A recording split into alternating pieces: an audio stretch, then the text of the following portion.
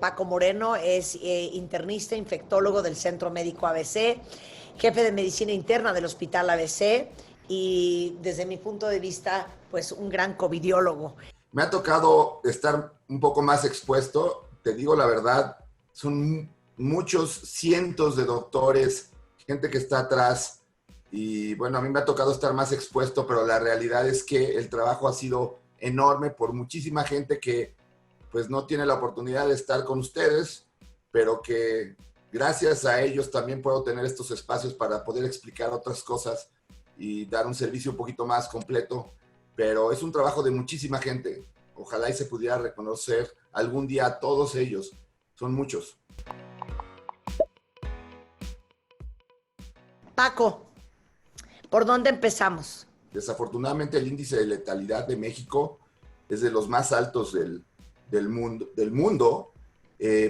México es el 11º país en número de casos, el 4º país en número de defunciones, pero vamos a llegar hoy a ser el país número 10 en muertes por millón de habitantes, superando a Estados Unidos. Desafortunadamente somos el 158 en pruebas y como se ha demostrado en el mundo, la forma de controlar la pandemia es realizando pruebas y pues parece que eso nunca lo vamos a lograr en México por cuestiones que no podemos entender. Nos hemos dedicado a atender pacientes que ya están graves, que ya están muy enfermos, porque llegan tarde al hospital, porque no tienen un diagnóstico temprano, porque no se hacen pruebas, y esa es la causa de la letalidad tan alta que tenemos en México. Es lo que te iba a decir. A ver, explica por qué se muere tanta gente de COVID en México. Dame la cadenita. Mira, tú tienes un caso, y cuando tienes un caso tienes que checar a los de alrededor del caso, porque puedes hacer un diagnóstico temprano en donde las intervenciones son rápidas. Eso no se hace en México. En México lo que hacen es checar a las personas que están enfermas, y no solamente enfermas, sino las que ya tienen muchos síntomas. Cuando eso sucede, tú estás en el día 8 o 9 de enfermedad. Sabemos que entre el 8 y el 12 vienen la mayor parte de problemas respiratorios, entonces el paciente llega muy grave a las instituciones de salud. Lo primero que tienen que hacer para rescatarlos es intubarlos. Sabemos que nuestro sistema de salud está vulnerable desde hace varios años y entonces la única forma de rescatar a los pacientes son aquellos que ya llegaron muy graves y que tienen alguna oportunidad de salir.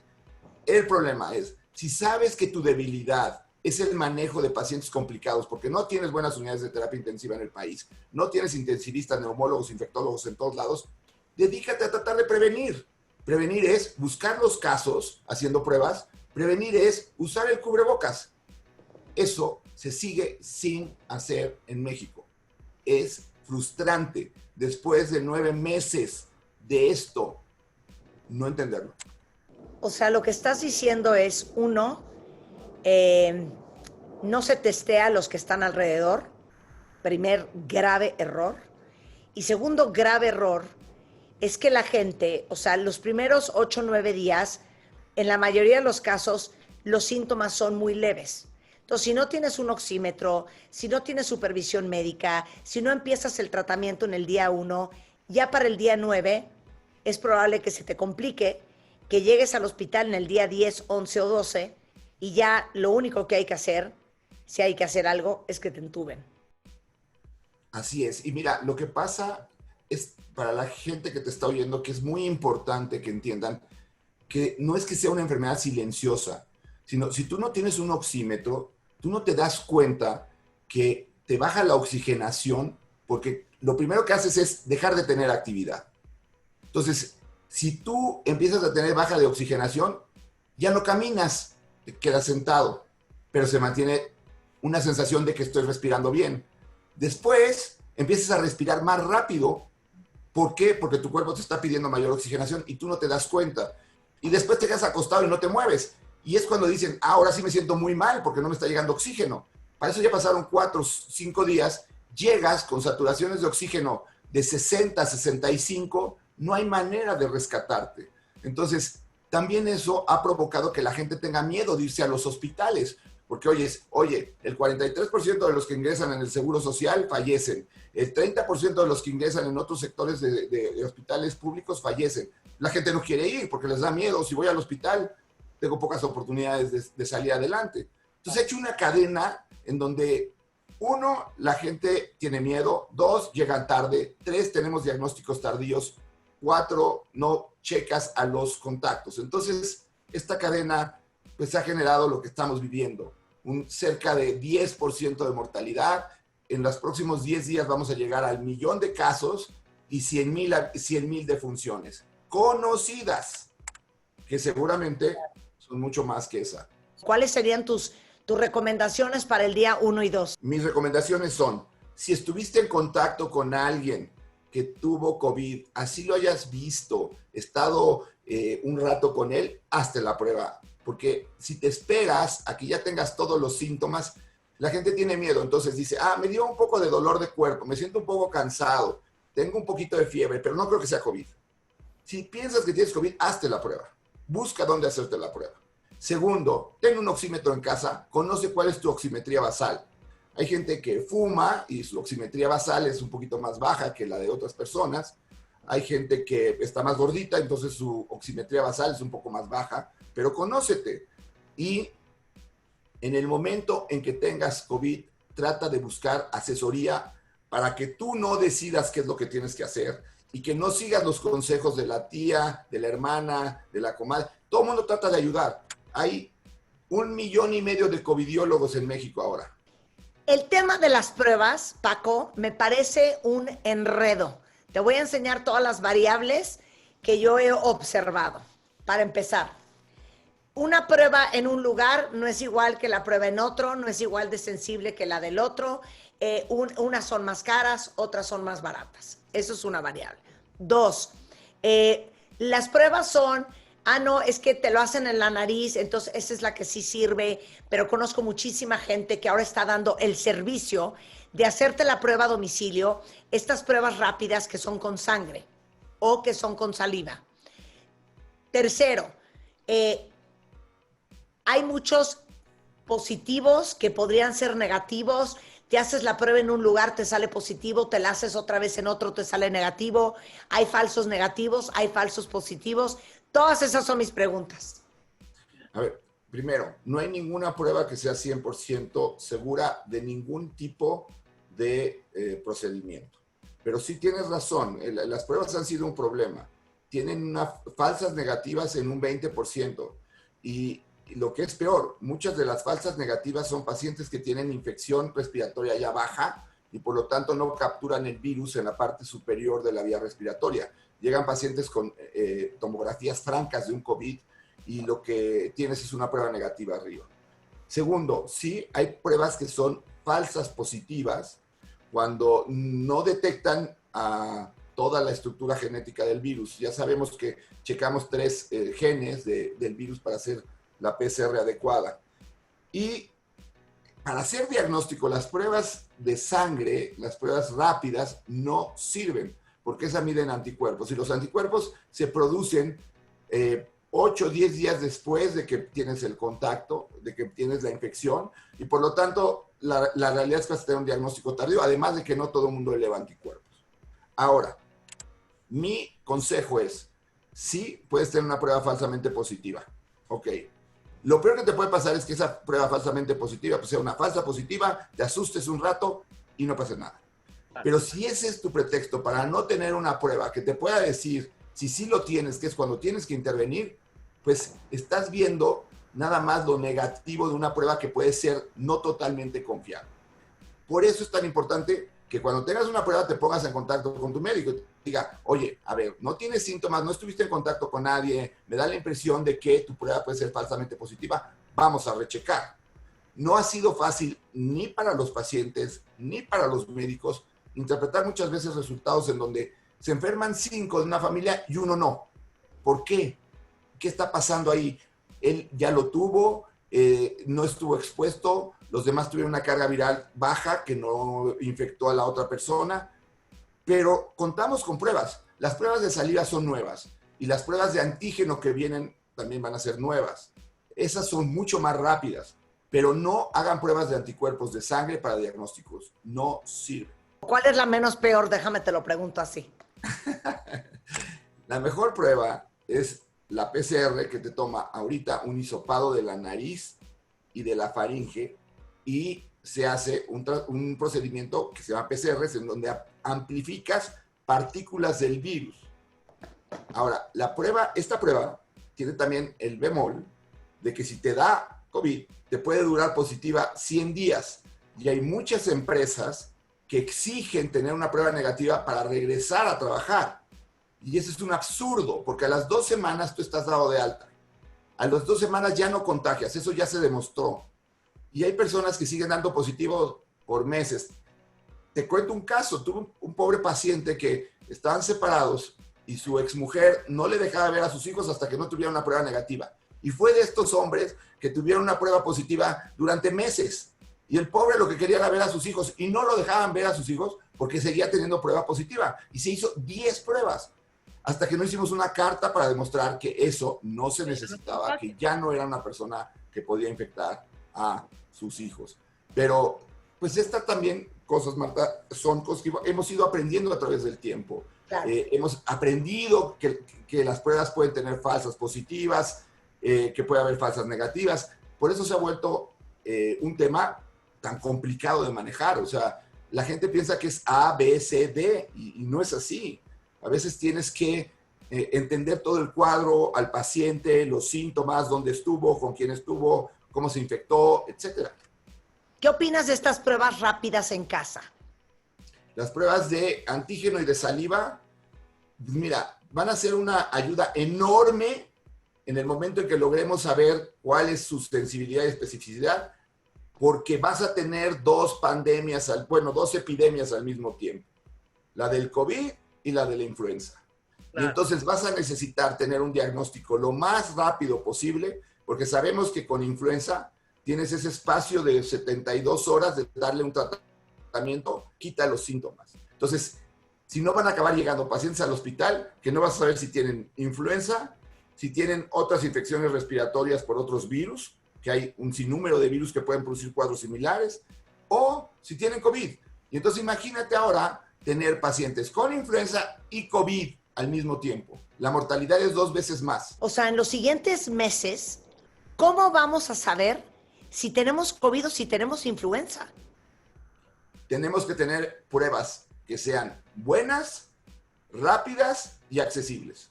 Cada vez están teniendo mejores pruebas porque llevamos más tiempo de la epidemia.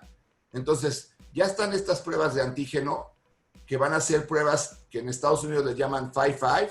En 5 minutos, $5, te dan el diagnóstico a través de la determinación de antígeno. Se tienen que validar en México, tienen que estar aprobadas, pero estas pruebas van a ser muy útiles, sobre todo para los servicios de urgencias que puedan definir a dónde vas a subir al paciente. Si al paciente lo vas a subir a un ala COVID, si lo vas a subir a un ala no COVID, o si lo tienes que poner en un área gris mientras tienes los resultados.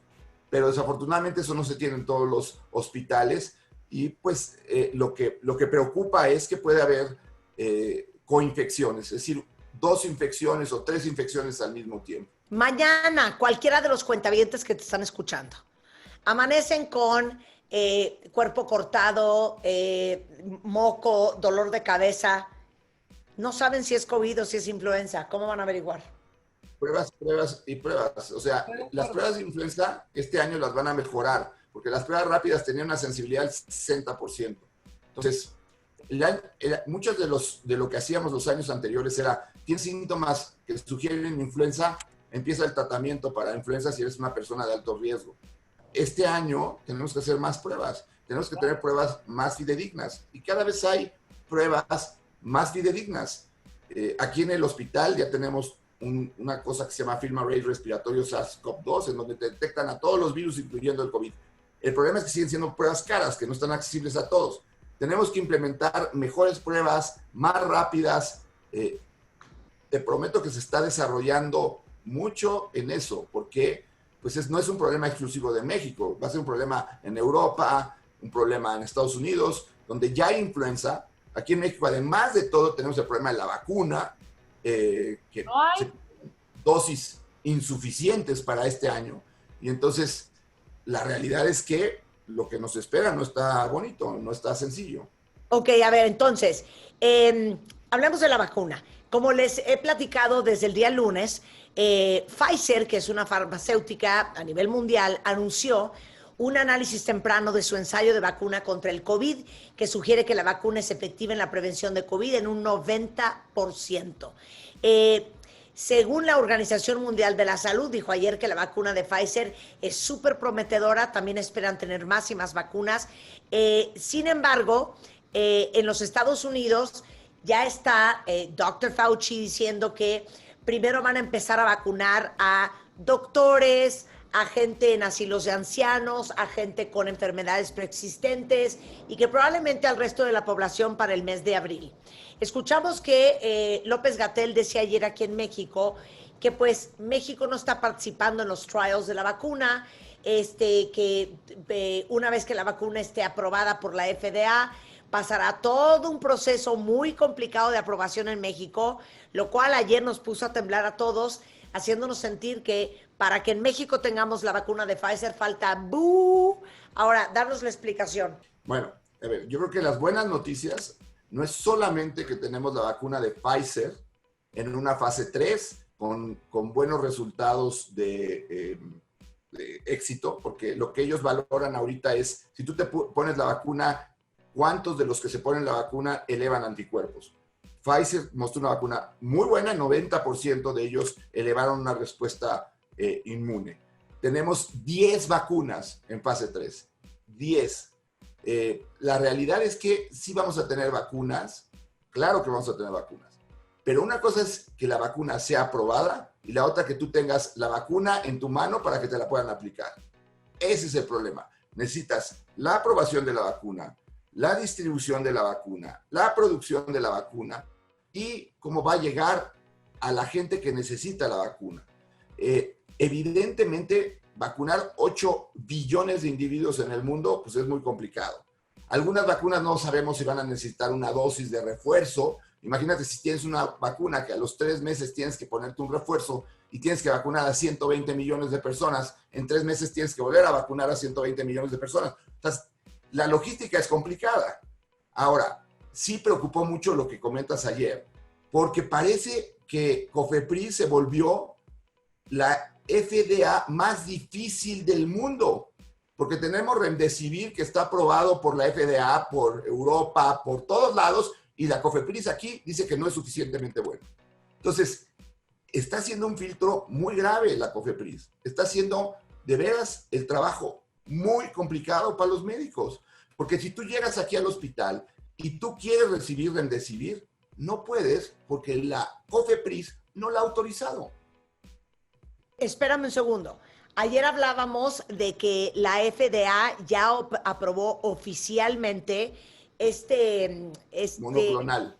este monoclonal, que es lo que le dieron al presidente Trump cuando le dio COVID. ¿Eso es el Remdesivir? No, Remdesivir es un medicamento que se aprobó como urgente en mayo por la FDA, que ya lo aprobó como tratamiento, es decir, es un tratamiento específico para COVID, aprobado hace un mes en la FDA, y México no lo aprueba. COFEPRIS dice que no hay suficientes datos como para poderlo aprobar. ¡Qué barbaridad! La compañía que lo trae a México ya ofreció que puede traer la dosis de Remdesivir. Para ellos no es suficiente. La infección viral, si tú no la tratas con un antiviral en la forma temprana, no te va a funcionar. Entonces, sí, lo que decía Marta fue la aprobación del producto de Lilly, que es un anticuerpo monoclonal específico para COVID. Se aprobó por la FDA como un tratamiento de urgencia, pero también va a ser un medicamento caro y que, pues, la buena noticia es que bueno que están habiendo esas opciones. La mala noticia es que parece que COFEPRIS es un filtro totalmente aparte de lo que son las otras asociaciones o consejos para poder definir qué medicamentos puedes usar. Entonces, es un problema muy complejo el que estamos viviendo en México, en donde no tenemos el apoyo para poder tratar a los pacientes como los queremos tratar. Y es triste y es desesperante. Y bueno, basta con voltear a ver lo que pasó en Estados Unidos.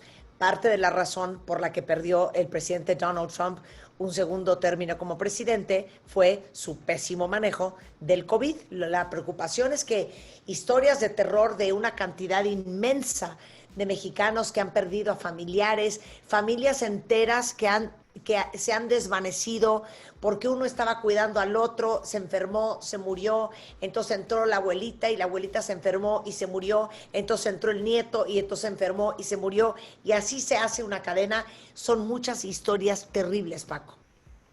Sí, mira, te cuento un par.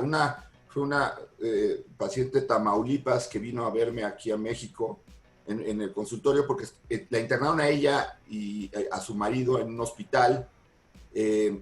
Al marido fallece al cuarto día, ella no lo sabe, sale de alta el día 8, no le querían decir porque no querían afectar su evolución. Cuando sale se entera que su marido había fallecido mientras ella estaba en el hospital, habla a Tamaulipas, porque ella es de Tamaulipas, y su hermana le comenta que ya falleció su papá y su mamá, y ella vino a verme para preguntarme si podía regresar a Tamaulipas a ver a sus hijos y no era un riesgo para que sus hijos se contagiaran y se murieran. O sea, apanicada una mujer que pierde en menos de un mes a su marido, a su papá y a su mamá por COVID.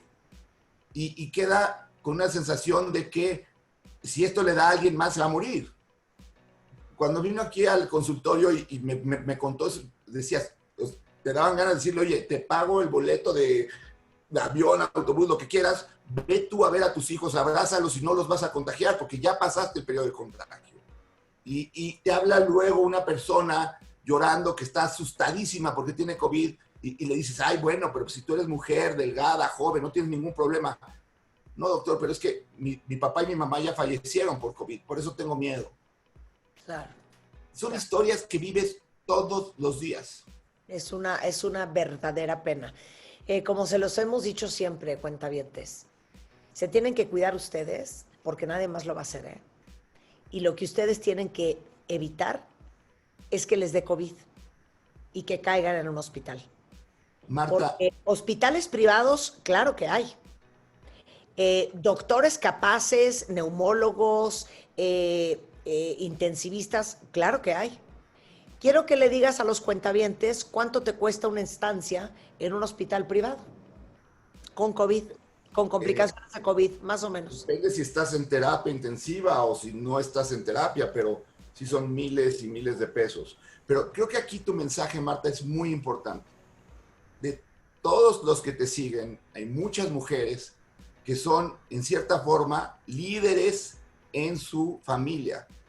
Curioso, porque esta enfermedad ha sido controlada en países en donde los líderes son mujeres. Nueva Zelanda, Islandia, Alemania, Taiwán, Noruega.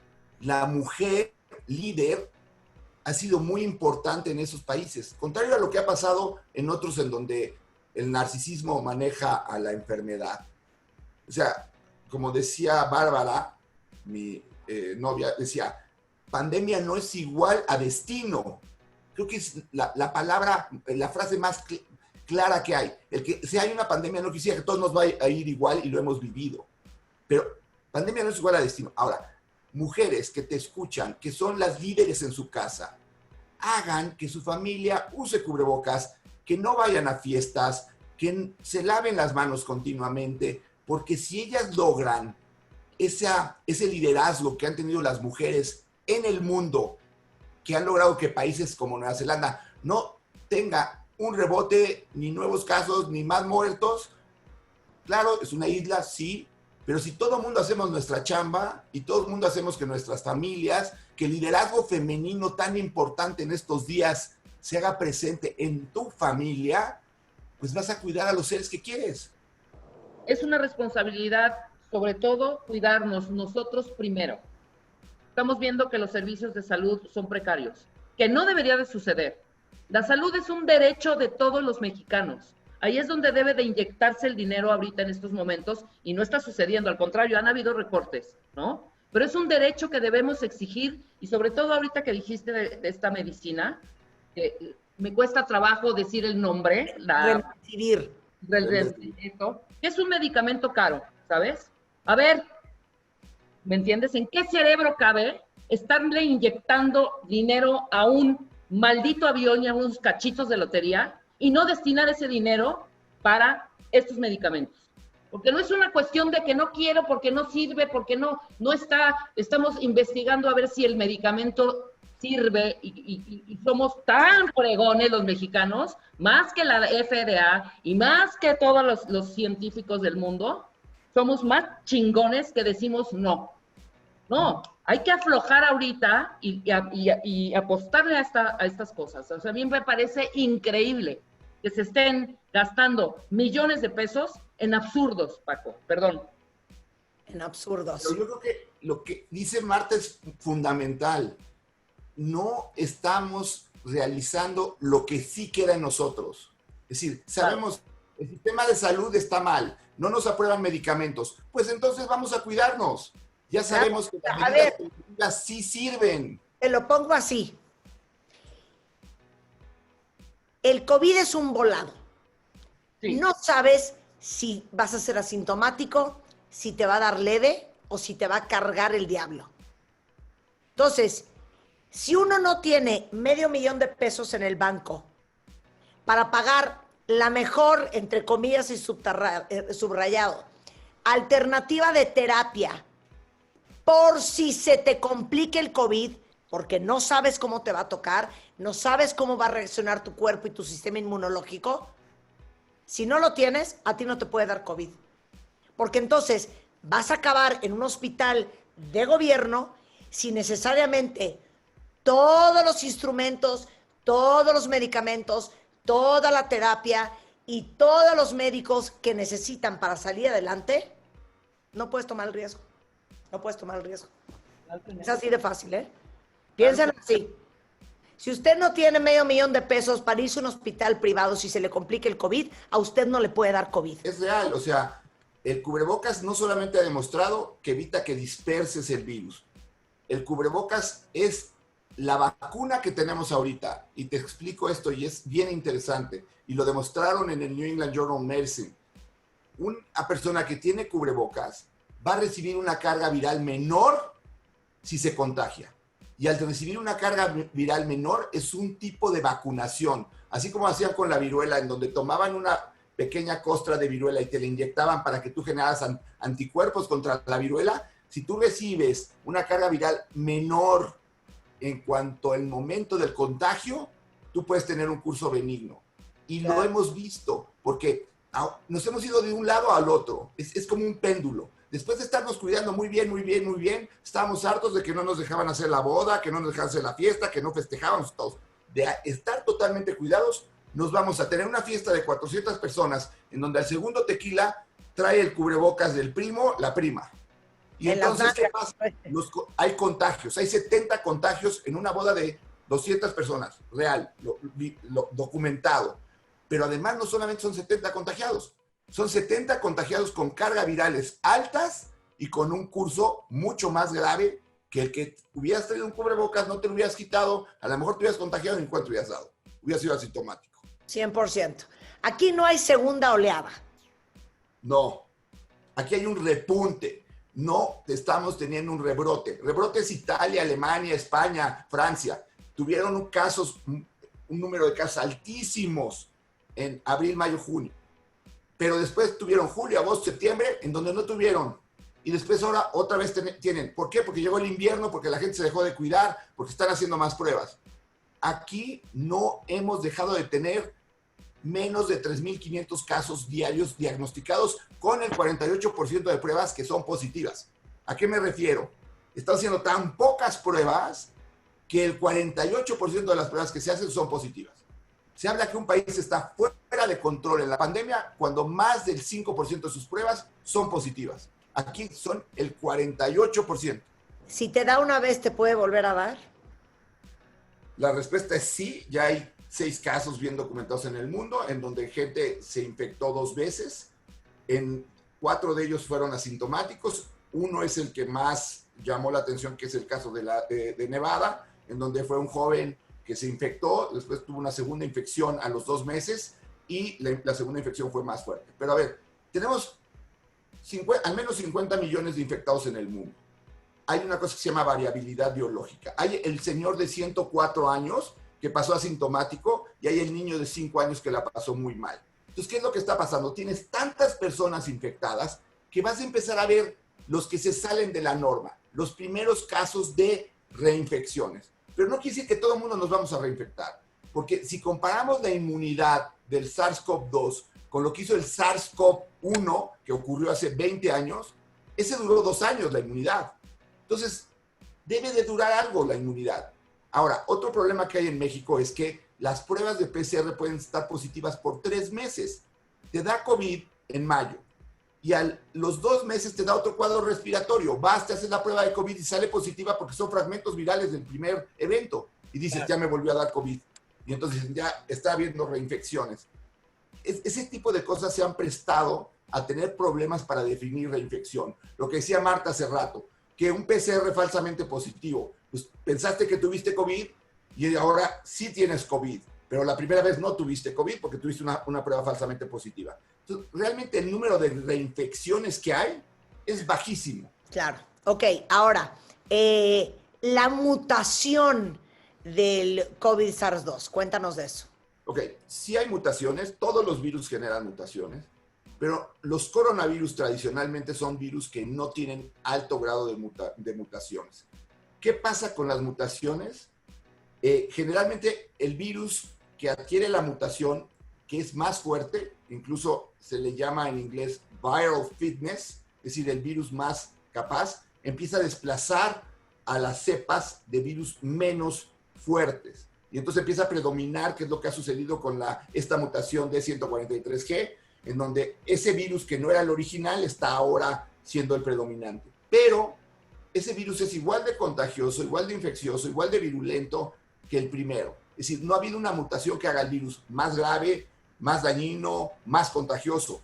Ahora, que puede existir una mutación que provoque que tengamos un virus más contagioso, sí puede, pero no es lo característico de los coronavirus.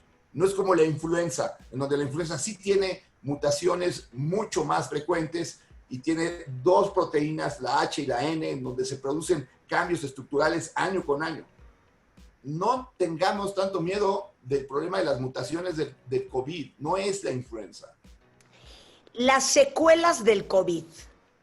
Hemos oído una cantidad de historias desde cómo te afecta la salud mental, cómo te afecta el sistema nervioso, hasta la infertilidad en los hombres.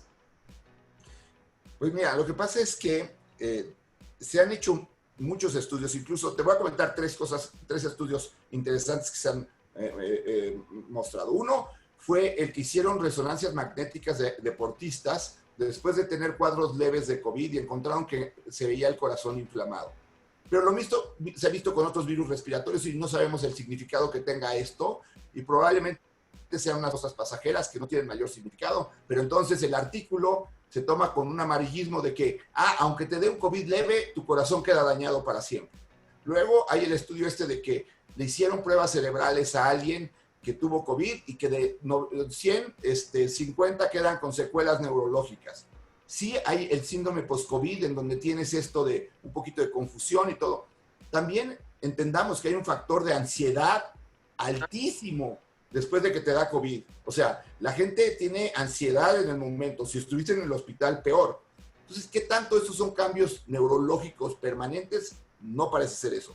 Y ahora el nuevo artículo que habla de que si les da a los hombres hay un alto número de personas que quedan con cuentas bajas de espermatozoides. Pues la realidad es que son estudios de muy poca gente, casos muy individuales, en donde no se ha hecho un estudio general para poder decir esto. La mayor parte de los pacientes que tienen COVID se recuperan totalmente. Los síntomas más comunes post-COVID, y se llama síndrome post-COVID, son fatiga, que sí puede durar varios meses, pueden tener dolores de cabeza, pueden tener náuseas, pueden tener el olfato que puede permanecer perdido por un tiempo largo, alteraciones en las articulaciones, problemas de neuropatía, que tienen sensaciones raras en las manos, pero la mayor parte de esos son secuelas pasajeras, que lo que pasa es que no ha habido el tiempo suficiente para evaluarlas.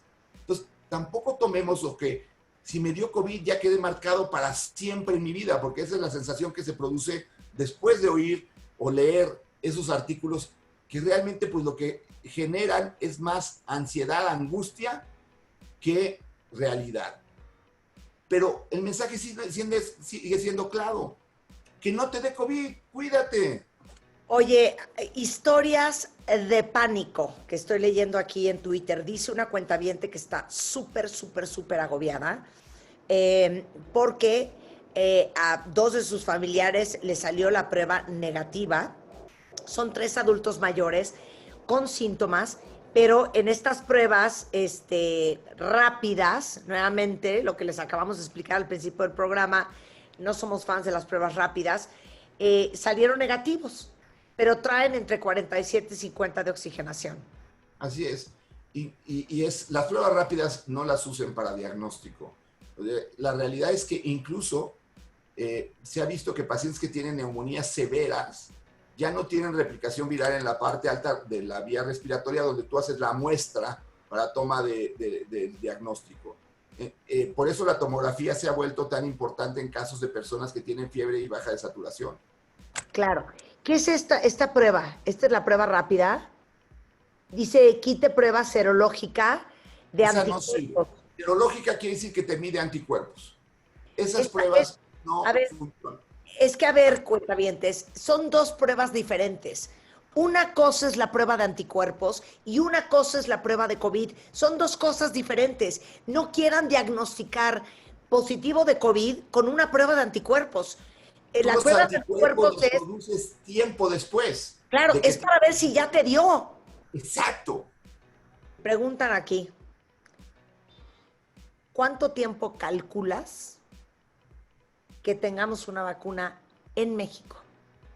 6 Pfizer, meses. AstraZeneca, me da igual. 6 meses.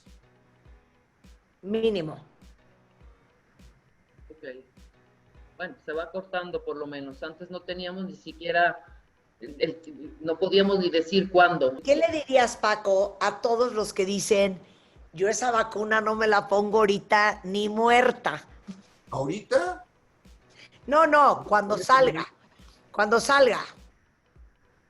Pues mira, es increíble que las vacunas han sido también muy satanizadas. La única enfermedad del mundo que se ha erradicado, que es la viruela, se logró a través de la vacuna, no a través de nada más. Las vacunas han ayudado a que la sobrevida del ser humano sea mucho mayor. Tenemos vacunas contra el neumococo, vacuna contra la influenza, tenemos vacunas contra muchas enfermedades de las cuales se morían niños, sarampión, rubiola, parotiditis, la vacuna contra la meningitis del Haemophilus influenza produjo una disminución en la mortalidad en los niños que tenían meningitis antes altísima. Las vacunas sí sirven. Ahora, lo que es real es que no hay ninguna vacuna 100% segura. O sea, puede que 1 de cada 100,000 casos pudiera tener un efecto colateral de la vacuna, pero entonces vas a dejar de vacunar a 999,999 individuos por uno que tuvo una reacción extraña. Entonces, hay que entender que las vacunas sí sirven. Ahora, veamos qué vacuna sale, veamos qué tipo de seguridad tiene, y entonces sí decides si te la pones o no. Muy bien, Paco. Muchísimas gracias, como siempre, por compartir toda tu sapiencia con nosotros. Si alguien de ustedes necesita al doctor Francisco Moreno, él es infectólogo, es internista, es el jefe de medicina interna del Hospital ABC, amigo, hermano, padre, amante. Hospital ABC Observatorio. Ahí les va el teléfono. Es 26 14 46 81. En Twitter, siempre muy activo, DR Paco Moreno 1. Muchas gracias, Paco. Gracias a ustedes y usemos cubrebocas.